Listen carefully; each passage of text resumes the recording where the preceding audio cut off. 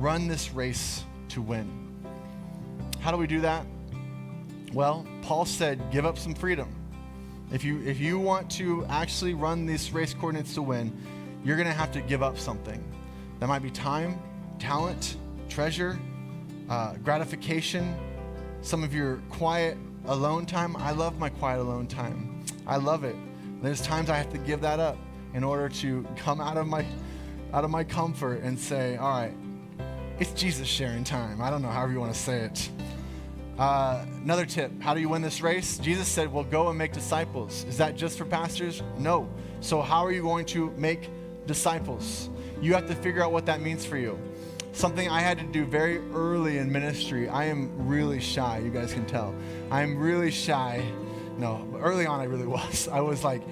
I cared a lot about what people thought of me, so I would worry about what I was wearing and what I looked like. I know it's really odd. In high school and college, we think people actually care about what we look like and who we are and what we do. Then we learn nobody actually cares as you move forward in life, right?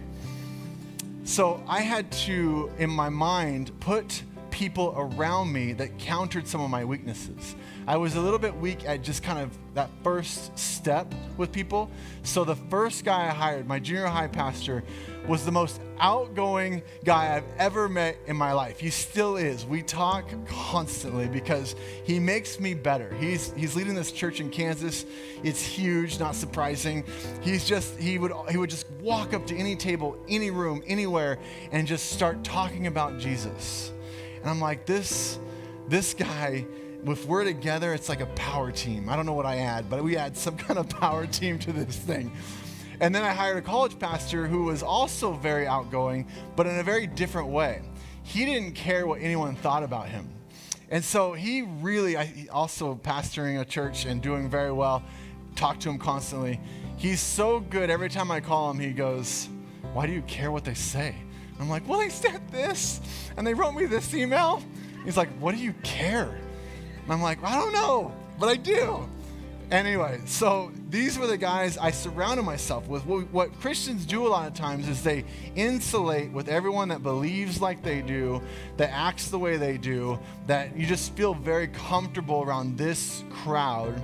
And then, how are you going to run this race to win if you never actually run the race that Jesus called us to? Like, get out there and do something. Use your gift in some way. That can be used in a lot of different ways.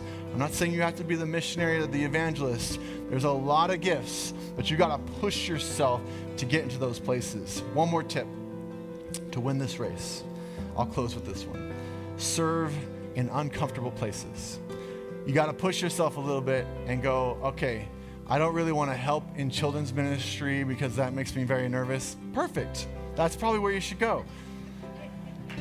There's some children's people in here, right? Youth ministry, they scare you, those toughs over there. You gotta push yourself and go, okay, I'm gonna push out of a comfort zone. And maybe if you're shy, be a greeter. Being a greeter is a safe way to start to get through some of that feeling. Maybe it's a mission trip. Maybe it's working at Fresno Rescue Mission, working with a homeless ministry. Whatever you kind of go, I don't know if I can do that. I don't know if I can do that. Perfect.